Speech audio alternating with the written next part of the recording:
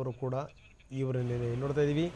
ಇನ್ನು ದೇವೇಗೌಡರ ಕುಟುಂಬದಲ್ಲಿ ಈ ದೇವರು ದಿಂಡರು ಭಕ್ತಿ ಭಾವ ತುಂಬ ಜಾಸ್ತಿ.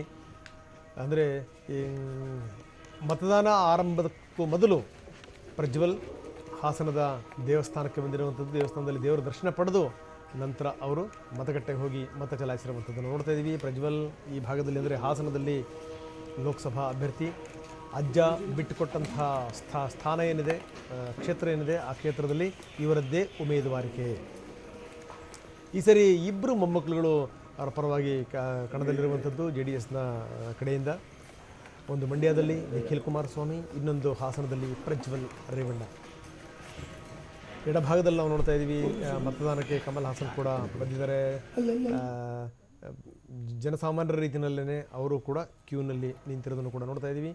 ಈ ಬೇರೆ ಬೇರೆ ಕಡೆಗಳಿಂದ VVIPಗಳು ಯಾರ್ಯಾರಿದ್ದಾರೆ ಬೆಳಗ್ಗೆನೇ ಬಂದು ಮತ ಚಲಾಯಿಸಿರುವಂಥದ್ದು. ನಾನು ಈ ತುಮಕೂರಿನ ವಿಚಾರಕ್ಕೆ ಸಂಬಂಧಪಟ್ಟಂಗೆ ಮಾತಾಡುವಂಥ ಸಂದರ್ಭದಲ್ಲಿ ಒಬ್ಬರನ್ನ ಜ್ಞಾಪಿಸ್ಕೊಳ್ಳೇಬೇಕು.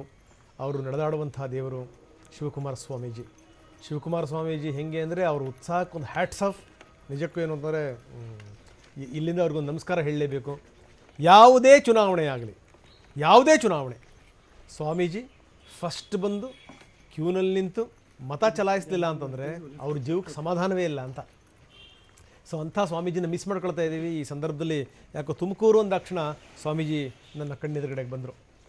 ಮತದಾನಕ್ಕೆ ಆಗಮಿಸಿರುವಂಥ ಕಮಲ್ ಹಾಸನ್ ಒಂದು ಕಡೆ ನೋಡ್ತಾ ಇದ್ದೀವಿ, ಇನ್ನೊಂದು ಕಡೆಗೆ ಪ್ರಜ್ವಲ್ ರೇವಣ್ಣ. ಬೆಳಗ್ಗೆನೇ ಹೋಗಿ ಟೆಂಪಲ್ ರನ್ ಶುರುವಾಗಿದೆ. ದೇವಸ್ಥಾನವನ್ನು ಪ್ರದಕ್ಷಿಣೆ ಹಾಕ್ತಾ ಇದ್ದಾರೆ ಪ್ರಜ್ವಲ್ ರೇವಣ್ಣ. ಅಲ್ಲಿಂದ ಮತಗಟ್ಟೆಗೆ ಬಂದಿರುವಂಥದ್ದು ನಿಜಕ್ಕೂ ಒಂದು ಲೆಕ್ಕದಲ್ಲಿ ಅಗ್ನಿ ಪರೀಕ್ಷೆ, ಸಾಮಾನ್ಯ ಸಂಗತಿ ಅಲ್ಲ. ಯಾಕಂದರೆ 5 ವರ್ಷಕ್ಕೊಂದ್ಸರಿ ಬರುವಂಥದ್ದು ಇದೆಯಲ್ಲ, ಎಷ್ಟರ ಮಟ್ಟಿಗೆ ಅಂತಂದರೆ ಯಾವ ಅಭ್ಯರ್ಥಿ ಏನು ಬೇಕಾದರೂ ಆಗಿಬಿಡ್ಬೋದು.